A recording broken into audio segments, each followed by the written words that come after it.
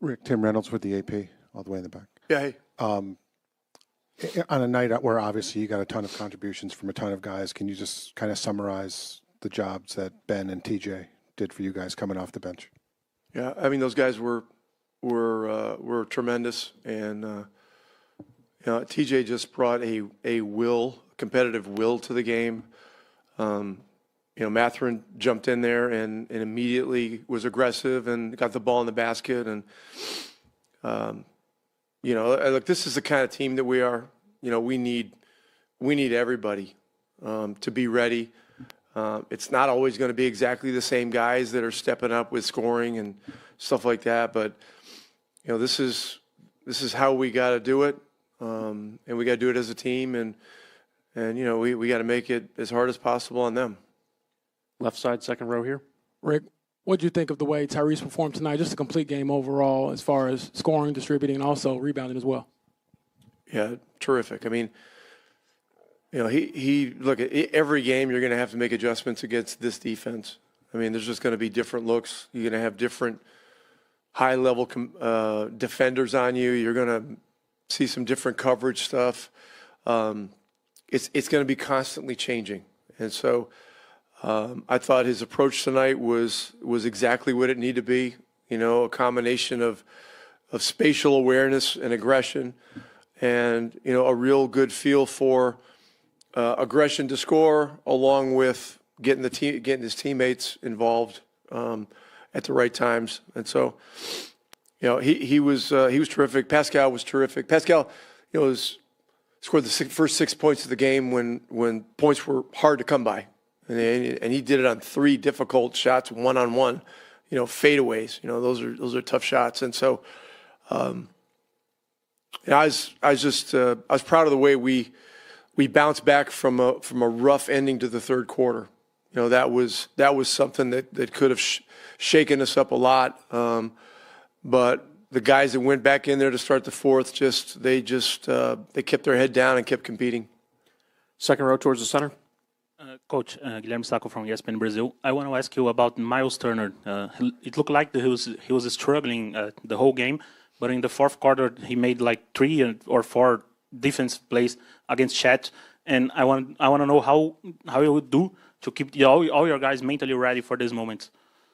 Well, Miles is under the weather, and he may not even be with us tomorrow. He just hasn't been feeling well the last couple of days. It was affecting his wind. He won't bring it up, but I think it's just appropriate to mention that he is working through something, some kind of a cold or whatever, but he's just not feeling himself. So, we'll see where things are tomorrow with him. But I thought he did a great job of just taking a couple of deep breaths in the third quarter and just doing a reset and coming back in there ready. And, that's what a lot of this is. You have to be super resilient. Things happen, in milliseconds. I mean, these guys go by you, they're dunking the ball, they're doing this, they're doing that. I mean, there's a lot going on. Third row on your right. Rick, just going back to TJ for a second. Obviously, he had several steals tonight, especially in the backcourt. I know you've been seeing that all season. Does it ever surprise you when he's still able to, almost trick teams into that steal? And historically, does it remind you of anyone else? I don't know. This series features so many special players on both sides. TJ brings some very unique elements to our team, and he brings a unique elements to the game in general. And so, look, we need all of our guys to bring whatever is their thing to our thing and have it be part of our thing, but he's he's a guy that inspires a lot of people. He inspires our team a lot. But listen, this was a great win. We got to turn the page quickly. I mean, there's another game in 36 hours. Second row on the right. Coach over here. What did you think of the defense that Andrew Nembhard and both Ben Shepherd played on SGA tonight? Well, they're giving it their absolute full capacity effort all the time. We have to look at the fouls. Maybe there's some that are avoidable. But look, with him, he's the MVP. You just gotta try to make it difficult, and and we just got to keep platooning people onto him, and try to keep our guys fresh somehow. Coach, a lot of factors to decide a series so tight like that. I want to ask you how much of the environment, the atmosphere will be key for a winner of this championship, like we see the spark that TJ brought today. And how do you work this with your players? The crowd, the environment. I thought our crowd was great, and they were everything that we had hoped for tonight. Oklahoma's crowd, we've talked about it in kind of telling our crowd through the media and whatever that we really need them, and they were great, especially in the fourth quarter. It just went up a few decibels, and so it's one of many factors, as you mentioned. Mark here on left. Coach, talk about when Ben was out for the playoffs last year. Did you make time to go talk to him, kind of keep him engaged, and what has he meant for you guys in the playoffs this time around?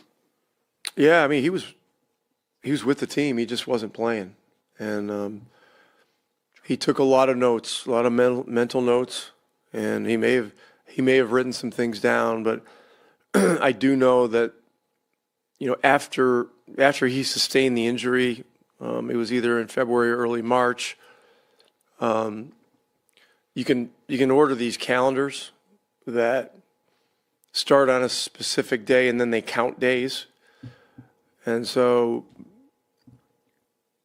I think it was Dr. Elatraj did the surgery, and so there was a calendar that was sitting in our training room, and every day he would come in and take one off, and he was counting the days down to being cleared sometime in August, and then being able to begin training camp.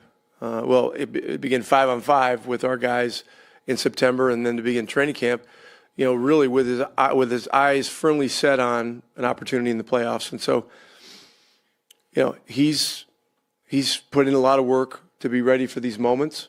And tonight he was an absolute major factor. Jamal here on the left. Oh no, Robert. Fourth row. Thanks. Hey, Rick. You mentioned earlier that this is who we got to be. This is our team. Over the last couple of years, as this team sort of came into its own, when did the players really start to buy into the identity that they showed in the fourth quarter tonight? Well, I mean, we have great guys on our team. These guys, it's things that make sense aren't a hard sell for our guys. I mean, we've put an incredible amount of work into becoming better defensively. We're still not great, but we're way better than we were. It's taken tons of work. It's taken tons of, it's constant relationship building. It's a difficult system, and it requires a lot of sacrifice.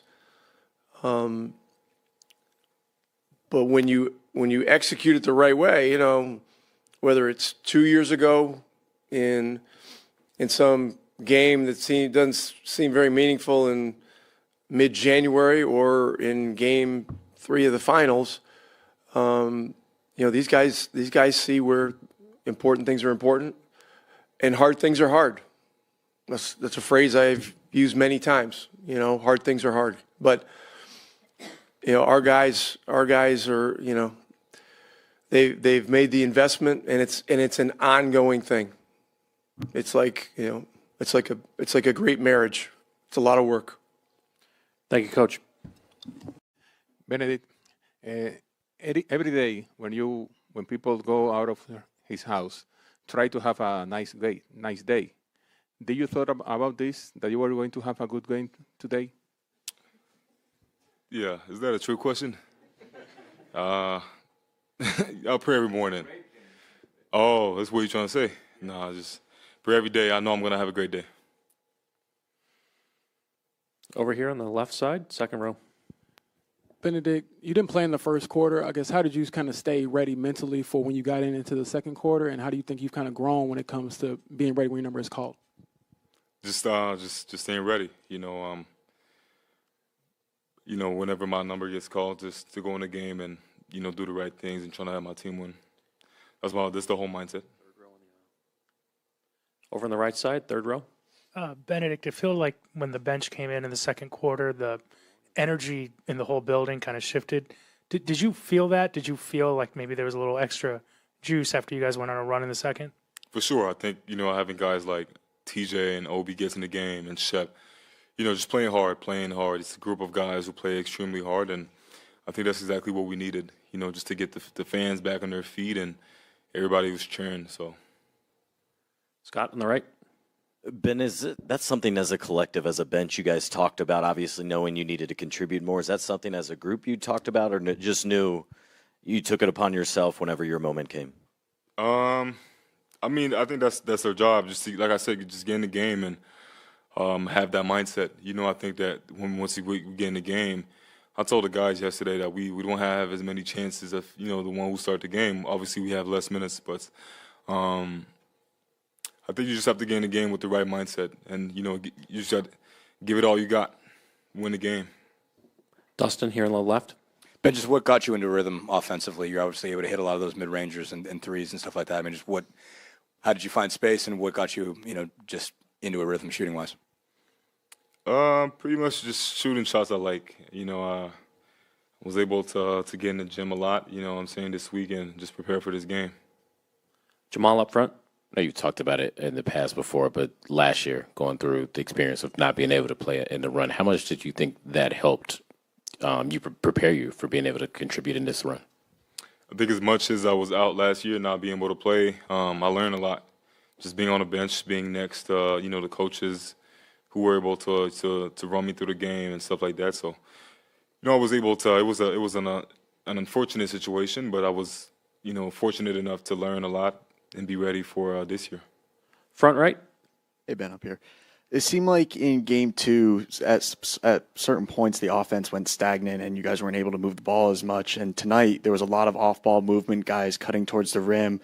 What did you see differently tonight that allowed you guys to find so much success in that area?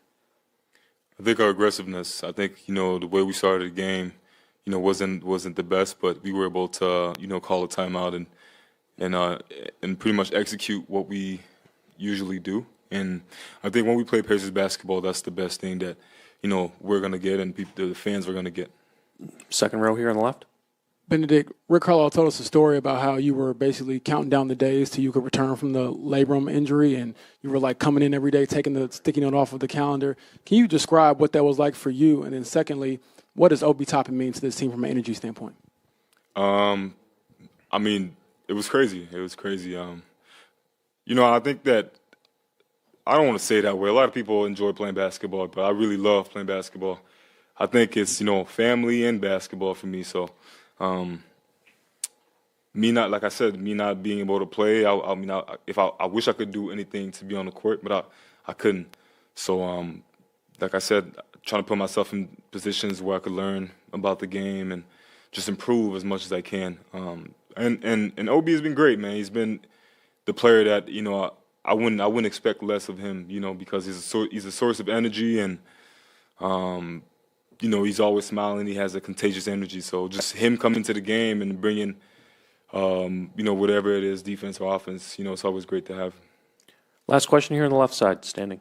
You got 27 points, outscore OKC bench by yourself. How important for the energy from the crowd for you tonight? You said how was important of the crowd in the fan energy? Yeah. They were very, very important. I think that the state of Indiana is about basketball. And that's the first time that I really felt it. And as much as this is a dream right now, I'm not trying to live in my dream, I'm trying to like live in the present and make sure the dream ends well, which means winning next game and winning a championship. So if the fans can help me, that's the best I can get. Thank you. Congratulations on 27 points. Say it again. Congratulations. Oh, appreciate you, my boy. Appreciate you. Down, bro. I just walked in here. Let him breathe, man. Let him breathe. We'll go first question here in the front and the center on one. Just hold on for the mic. Hi, Ty. Dave Schrader from WBAY up in Green Bay, Wisconsin. We caught up with your high school coach this week, Brad Weber, and one of the things that I noticed from watching you at Oshkosh North and now watching you on the final stage that stands out is the ability to play with calm amidst chaos. Coach Weber was saying that even in the finals, even in the playoffs, you're having conversations all the time. I'm wondering how much staying in your routine, in those conversations with people back home, mean to you as you try to stay grounded and in the moment and not let the noise creep in. Yeah, it's important for me at a time like this to talk to people whose opinions I respect. Coach Weber is one of those, being my high school coach. Coach Prohm is in the back there, my college coach. I've had many conversations with those guys because they've seen me in many different scenarios and situations. And I'm just trying to play the right way. I think, these games can get crazy. And, I think what I've learned from those guys as my coaches and Coach Carlisle, is that people follow, the leader, and that typically is our coaches. When things are going crazy and those guys remain calm, it's easy for us to remain the same way. So I try to look at it in the game that way as well. Just try to, be as relaxed as I can. Because if anybody's looking at me, I want them to feel confident, no matter what. So just trying to play the right way. There's good games, there's bad games, but I hate to say it like this, but it is a child's game, this means the world to me, and I'm really excited to be here, and I love what I do, and I love this game. But I do think it's important that, you don't overreact at any point, just enjoy what you're doing. Second row here on the left. Ty, what does Obi mean to this group? I know you had to the round the back dish to him to kind of get yourself going. He has the big putback dunk late, but just the growth you've seen from him throughout the years and having him as a teammate. Yeah, Obi's been so big for us, all year, past 2 years. His energy, and when we traded for him, I had a pretty funny tweet, but I think that he consistently continues to bring pace into the game. That's what he does. When it's not going well and when it is going well, he continues to bring that pace to the game. And he's flying up the floor and you're hitting him ahead. And he did a great job today of making the right play. Had a huge tip-in dunk, and those are huge energy plays for this building. And he fits so perfect with what we do. And when we traded for him, I was really excited, not only because of our personal relationship, but because of how well he can help this group. So, he's going to continue to do that. And, he was really big. Our bench was really big tonight as a whole. So we need that consistently. We preach depth. We've talked about it all year. So, our second unit did a great job of being prepared today. Same row, third seat. Samson Folk with Basketball She Wrote. What's up, man? Good to see you. Yeah, likewise. Yes, sir.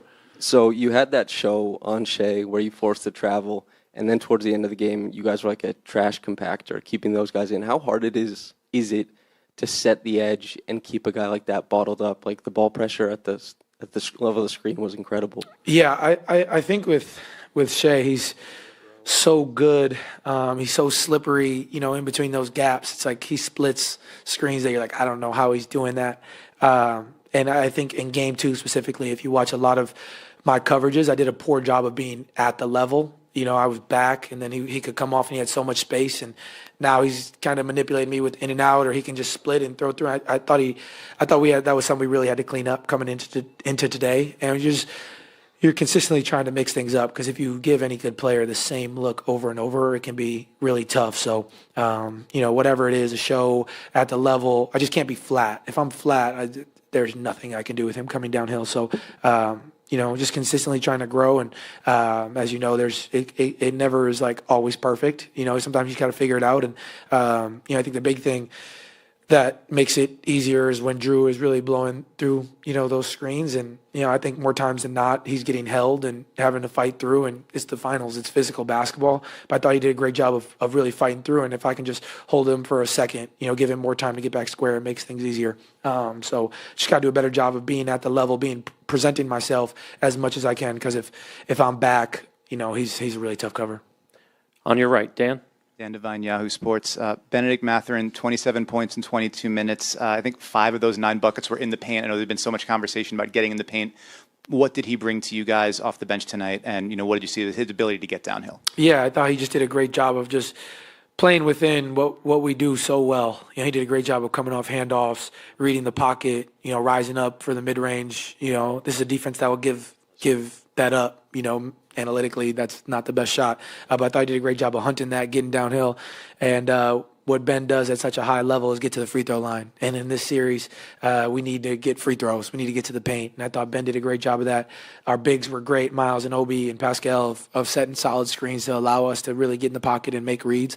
And I thought he was unbelievable. I thought he did a great job in transition as well, forcing the issue.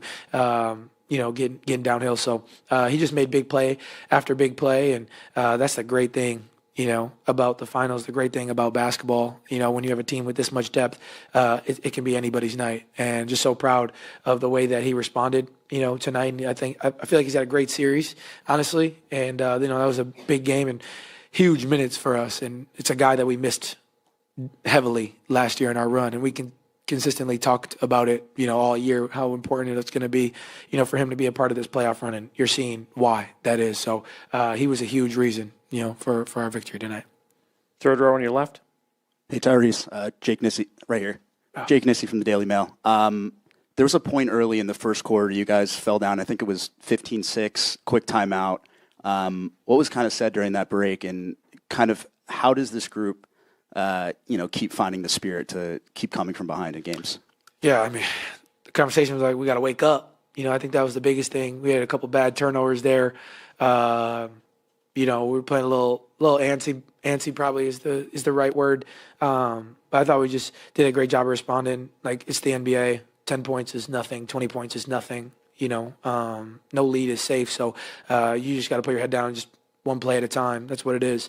One play, one quarter, whatever the case is. Try to, look at it in increments that way, so you can stick with it. So, we didn't start the game the way we wanted to. I thought our first quarter was poor, but our second unit did a great job of giving us energy to start that second quarter. And we just rode that wave, from there. So definitely got to get better starts. The first 3 minutes and the last 3 minutes of every quarter are so important, especially in a time like this. So, we weren't good to start the third quarter either. So, watch the film, see where we can get better, continue to improve. All the way in the back under the camera. Tim Reynolds with the AP. With due respect to TJ, when he comes in and loses his mind the way that he likes to do, what does that mean? We know it's the impact on the crowd. We see that. What does it mean for the huddle? What does it mean in the room? What does it mean that this is a guy who's still willing to play that way? Like, he's like one of one in a lot of ways. And then obviously he did stuff tonight that's never been done off the bench in a finals game. Just what has he meant top to bottom for this group? Yeah, I think his energy is unbelievable. You guys know he's definitely a crowd favorite. I joke with him. I call him the Great White Hope. He does a great job of bringing energy in this building, and I think people feed off that. And he had a couple unbelievable steals. I think in the series like this, what's so important is the margins. You got to win in the margins. It's not necessarily who can make the most shots or anything. It's taking care of the ball, rebounding, little things like that. I thought he does a great job of just giving us energy plays consistently. And getting downhill and operating. Nobody operates on the baseline like that guy, so I thought he did a great job of consistently getting there and just making hustle play after hustle play, and sticking with it. And I thought we did a great job of just feeding off of what he was doing. He's been like a big brother to me since I've gotten here. And, a guy, you look at TJ McConnell and like his story is unbelievable, so, I just enjoy being able to play alongside him, and the energy he gives his teammates and this building is a lot of fun. Dustin and Howard, last two. I thought Furphy was the Great White Hope again. Well, he took it back. It's in a TJ slow took it back. transition right now. Right, I It's see. in a slow transition. You see the energy that he gets when he comes in the game too. Yeah, we got two great white hopes currently. That's true. Okay.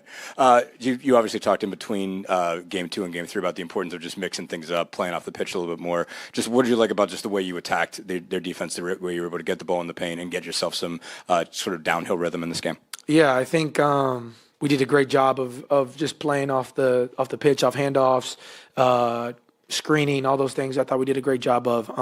This is a defense that you can't consistently give them the same look. You know, if you try to hold the ball and call for screens, like they just crawl into you and then they, pack the paint, and it's not easy. It's really tough. That's why they're, such a historical defense. They do such a great job of that. So you got to just continue to give them different looks, as much as you can. So, I thought we did a great job of just playing and continuing to play random basketball. And against a team like this, there's not really play calls. You just got to play. So, I thought we did a great job of responding. Now we got to watch the film, see where we can get better. Still room for improvement. We got adjustments to make. They got adjustments to make. But, just got to consistently play, pace after random basketball, and good things happen. So, I thought we did a great job of doing that tonight. Howard, last one. Howard Beck from The Ringer. Tyrese, you impact the game a lot of different ways, not just scoring, obviously, but when you don't score, there is sometimes some chatter. How cognizant were you of that chatter the last couple of days? Was it a conversation you had with coaches at all? And how do you go about kind of calibrating that balance between the playmaking and scoring in general? Yeah, I think the commentary is always going to be what it is. Most of the time, the talking heads on the major platforms, I couldn't care less, honestly. Like, what do they really know about basketball? But I think as a group, and watching film myself, seeing where I can get better is important. And, at a time like this, I'm not really on social media as much. I try to stay off it as much as I can, but you see it, and ESPN might be on in my house, and there it is, and it is what it is. But I think just seeing where I can be better is the most important thing, and having that reflection with myself. I talk a lot, obviously, with my trainer Drew and Coach Carlisle and all those guys, and it's a constant conversation of seeing where I can get better. There was adjustments that had to be made coming into today for me, and I thought I did a better job at that. And I'll watch film again and see where I can get better, but. I think there's going to be ebbs and flows. I'm never going to be, super great and shoot so many shots every game consistently. There's going to be games where I don't. And, I got to be able to find the right balance between the two, but, I think it's experience is the best way that I can learn from it. So seeing where I could be better is important through the first 2 games, and just trying to be better today, taking what the defense gives me, trying to play the right way, and watch film, see where I can get better, and be ready to go for game 4. But the commentary is what it is at this point. It doesn't matter. We're here in the NBA Finals, 2 wins away from an NBA championship. So, just got to stay with it, put my head down, keep working. And as a group, we just got to keep learning from our mistakes, seeing where we can get better, and take it a day at a time. Thank you, Tyrese. Appreciate it, guys. Questions for Coach. We'll start here in the front row on the right. Joel Lorenzi with the Oklahoman. Mark, a little bit of a two-parter. First of all, 19 turnovers, I believe. Didn't feel like the team we've watched. How would you sort of characterize those turnovers? And then, I guess, where did you feel Indy gained the upper hand down the stretch? The turnovers were uncharacteristic. Obviously, we're usually pretty clean there. I give them credit. I thought they played really well. They played with great energy. They were physical. They pressured. They sustained it for much of the 48. I thought we did some good things. We got off to a really good start, and then got off to a really good start in the third. We really controlled the first and third quarters, and had a really hard time in the second and the fourth. So we'll watch it. It wasn't all bad, but we definitely have to play, our style and impose our will for more of the 48 minutes if we want to come on the road and get a win. Second row on the left. Daniel Belbia. So seemed like a lot of switches tonight. And I know you guys are a switchable team, but it seemed like a lot of them didn't come with much resistance. Do you feel like that gave them a little too many good looks on their end? We'll watch it. Every possession is different. There's definitely possessions where I thought they were the aggressor, and we weren't, in the ball enough. And there were some possessions that were really good. I thought specifically to start the third quarter, our pressure and physicality was right where it needed to be. So we had a lot of good stretches of the game, but they had more good stretches than we did and outplayed us over the course of 48 minutes. And obviously we need to play better if we want to give ourselves a better chance in Game 4. First row, Tim. What did you see from your offense to keep your offense from get going in the fourth quarter, and specifically from Shai? Only got up 3 shots, didn't get any assists down the stretch in that quarter. Yeah, I mean, they really outplayed us in the fourth. Give them credit. I thought we were in really good shape coming out of the third quarter. We had a 5-point lead and kind of weathered the storm of the second quarter. That was a rough quarter, and we were only down whatever we were at halftime, 4 or 6, and we got control of the game coming out of the third. And then in the fourth quarter, I just thought they really outplayed us on both ends. I thought they were in character in terms of their physicality, their pressure on defense, and then they were in character in terms of their pace on offense, and they just stacked way more, quality possessions in the fourth quarter than we did. First row here on the right. Mark Jenny Carlson with the Oklahoman.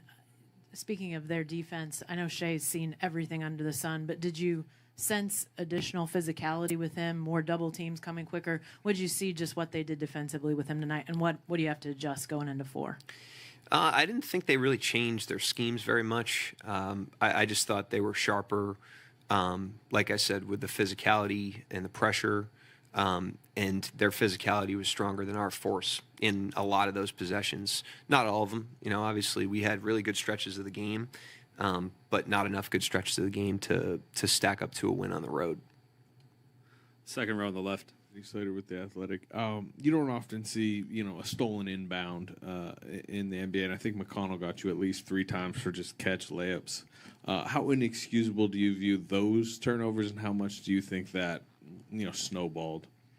I mean, those were big plays, obviously, but in terms of inexcusable, everybody's out there competing and trying, and I'm not going to place blame on those plays. I just thought their overall tone was better than ours for the majority of the game. Like I said, I thought we had some really good stretches, but we just made one too many mistakes and had one too many possessions on both ends of the floor where they were more, tied to their identity than we were. But obviously those are costly plays. Second row middle. Yeah, Barry Trammell told the world, they say role players play better at home. That's clearly the deal tonight. Mathurin outscores your whole bench. What can you do to reverse that trend, and what specifically was so difficult about Mathurin tonight? Yeah, he was, he's had games like this in previous series. He seems to have a game like this in every series, and he's a talented player. He was really aggressive tonight. He did a great job. McConnell did a great job. Their bench really came in the game and was excellent. I thought that was had a lot to do with the second quarter, the start they got off to. I think it was like 15-4, and then the start of the fourth quarter as well. And I thought those guys were catalysts to that. So you tip your hat to them. Those guys played really well. They outplayed us. The team outplayed us tonight. We got to learn from it, and then try to go be a better team in Game 4. Any other questions for Coach? Second row right there. Yeah, they seemed intentional on getting into the paint early and often. How much of a challenge was that for you guys, is to slow their offense down when they're that intentional? I thought that just the pace of their offense was sharper than our pressure, physicality tonight. I thought that's just what it came down to. They get the ball ahead of us more easily tonight than they did in the first 2 games, and that led to a lot of the downstream effects of their offense, our defense tonight. So we'll look at it. We think we have some solutions, but we got to go out there and do it. But in the meantime, give them credit. They went and got that game. They outplayed us for the majority of the game, and they deserve to win. Last 2, right here in the front. Mark, after you guys go down 8, you give yourself some opportunities, whether it was Alex's steal or just some different things, but really didn't capitalize. Is that just a microcosm of some of the bigger picture issues you saw, or was something happening late, just not being able to maybe close that gap a little bit? Yeah, when you're down 8 with that little time, your margin for error is really thin. So the solution to that, first solution to that, is don't be down 8 with 2.5 to go if you want to win. It's hard to win that game in that situation.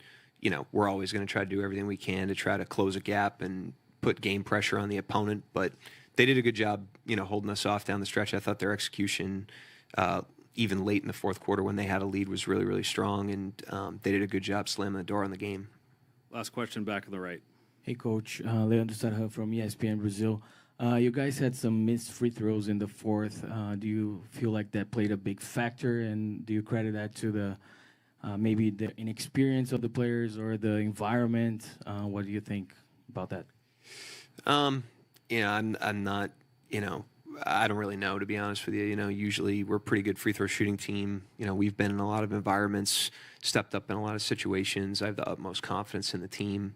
But it was, one of those, I thought it was an uncharacteristic night in a lot of ways for us. So we got to learn from it and then tap back into, being who we are, in game 4. And if we do that, I think we'll have a much better chance to win. Thank you, Coach. All right. All right, first question right here in the front. Shai, Jenny Carlson with the Oklahoman. Mark said that he didn't feel like their strategy defensively on you changed much, but their execution, he felt like their force was more on point tonight. What did you see from them defensively, and what impact did that have on the turnovers, especially you had tonight? Yeah, they were aggressive. They were higher on the pick and rolls. They really were just, like Coach said, more aggressive, more forceful. Yeah, we gotta, starts with me, but we gotta apply that pressure back. Especially if you want to beat a team like that on the road, you gotta be the more forceful team for sure. First row here on the left. Shai, you guys go in the fourth quarter up 5, then you're only able to score 18 in the quarter. You only got 3 shots up. What got you guys stuck in the mud, and what kept you from going individually in the fourth?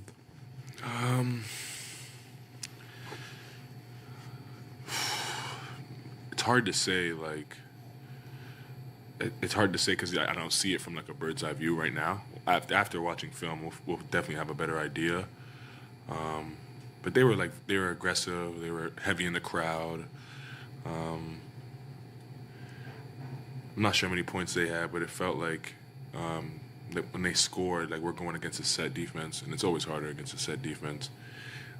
So off the top of my head, those are a few things, but I'm sure there's probably more that we can weave through once we watch film.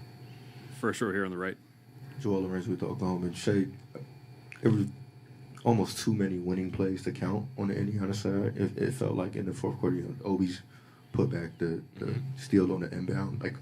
What was maybe the most frustrating part of the way the fourth quarter unraveled? I'm not too sure. We just, like you said, it felt like they won all the 50-50 plays. They executed on both ends of the ball. When you give those 2 things up, and no matter what quarter, you're probably going to lose the quarter. Especially, and then it goes back to especially on the road, in a hostile environment, there are crowds behind them. So, yeah, we got to take care of those things if we want to come out of game 4 with a dub. All right, second row, middle. Also, world. Their defensive pressure seemed to really affect you guys right there at midcourt. Both you and Jalen were always sort of corralled up. What was different about tonight, more besides maybe they're just playing with more force? They were higher in the pick and rolls.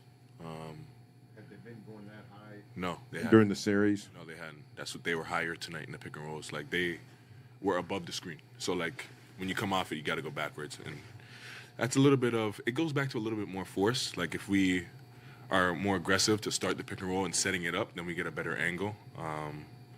Things like that usually come down to who throws the first punch, and I think that's what that was.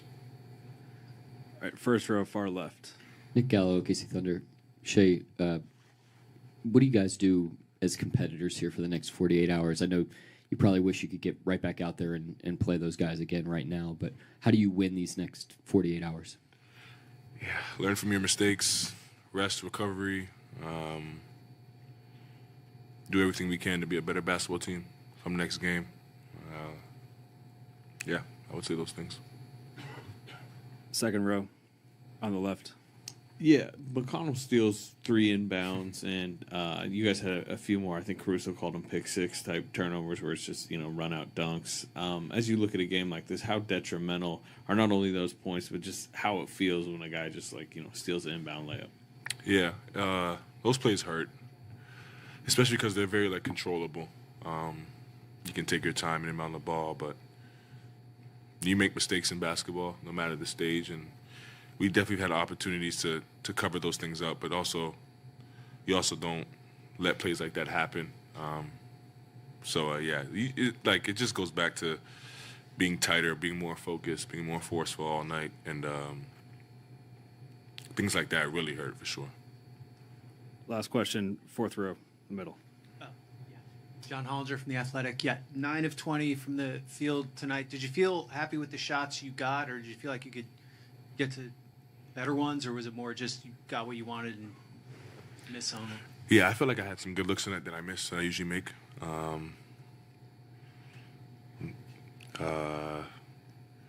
There's moments where I could have been a little bit more aggressive, I would say. But yeah, I watch film, clean everything up, and try to be better for this basketball team come next game. Thank you, Shai. Of course. All right, first question right here in the front on the right. Chet, Jenny Carlson with the Oklahoman. Just felt like too many mistakes tonight, and obviously fourth quarter didn't close the way you guys would want. What'd you feel like was lacking tonight? I wouldn't even say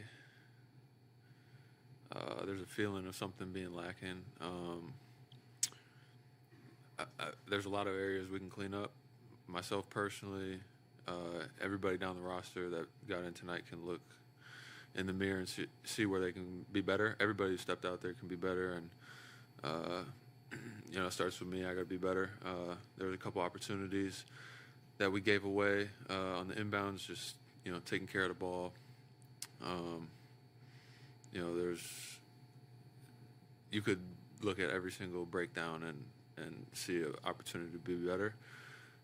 We got to understand that no game's going to be perfect. Next game's not going to be perfect, but we have to watch the film and see what we can do to put ourselves in a better position to win the game. Fourth row in the center. Yeah, John Hollinger from The Athletic. Yeah, Chet, the fourth quarter in particular, you guys scored 18 points, missed 9 of your last 10 shots.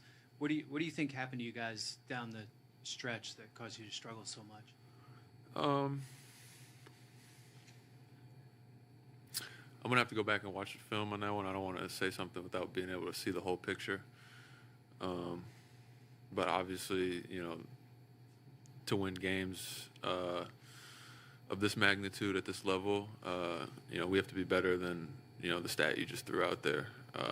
We need to close games, close quarters, close possessions. It doesn't just come down to the end of the game. We got to figure out how to put ourselves in a better position, for the whole 48 minutes.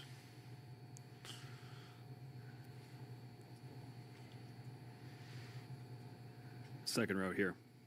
Yeah, Chet, Barry Trammell, Tulsa World. You scored 13 in the first quarter, struggled after that. What was working so well for you in the first quarter, and what went awry after that? Yeah, I think, I was playing aggressive,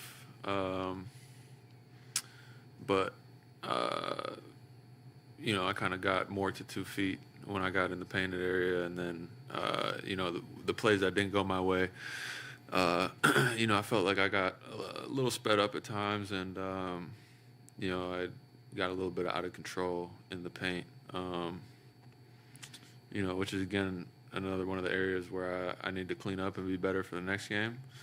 And I think there's more than just that. I got to, watch the film and improve. Fourth row on the right.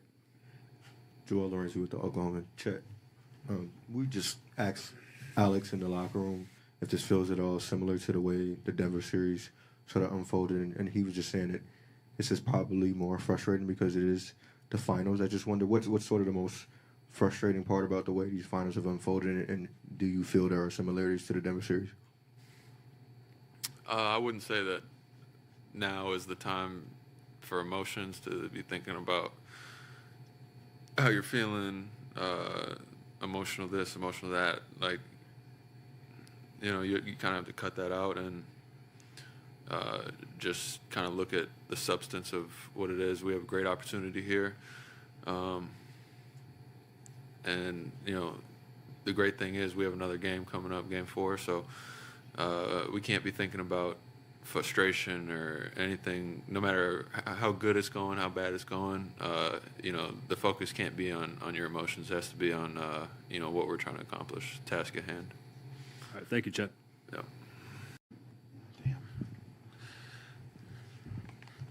All right, first question here in the front on the right. Sorry, Joel Lorenzi with the Oklahoma. Jalen, I believe it was 19 turnovers after it all. Just how would you sort of characterize those, and on the inbound steals from McConnell, like what did those plays sort of feel like? They sucked. Just bad, unforced turnovers. So those usually hurt you, especially like in these games where there's like such high stakes and it's going to be separated by, one or two possessions. Those are very controllable turnovers, and they resulted in points. So we had control of the game, and those turnovers are the ones where, like, they get back into it, they get the crowd into it. You know what I mean? So if we can cut those out, I think we'll be in good shape. But yeah, we had a lot of uncharacteristic turnovers that also led to touchdowns. So or points for everybody that doesn't know that reference. But that hurt us tonight for sure. First row, Jenny.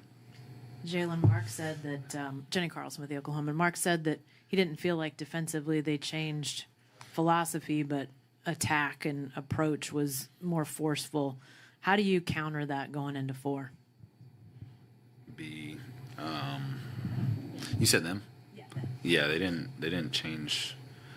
They didn't change around too much. They just amped up their pressure, and being at home, you have that juice to do it. So we got to meet that same amount of force and exceed it. Sorry, Tim, right here. You hit that pull-up at the end of the third. Seemed like a huge shot at the time. Put you guys up 5. What stands out to you about what went wrong after that? I missed a shot, and then I fouled, and they were right back in the game. That's been kind of the same thing. It's kind of like the thing I was talking about with the turnovers. Like, this team makes big runs, and like those little unforced errors are where obviously I can't control if I miss a shot or not. That's not really the issue. It's just more a foul, give up an and one. Now they're back within 2, and now that shot kind of means nothing. You know what I mean? So I think we just had a lot of unforced errors, and they capitalized on them because they're a good team. Third row on the right. Hi, Jalen. Mike Vorknoff with The Athletic.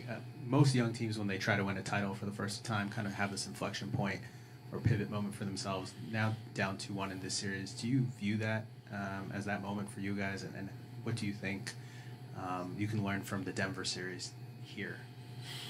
I mean, we've been in that exact same kind of predicament. This Game 3 was a better Game 3 than the ones we've had.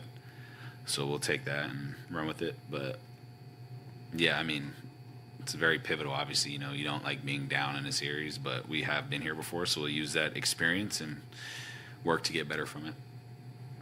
Any other questions for Jalen?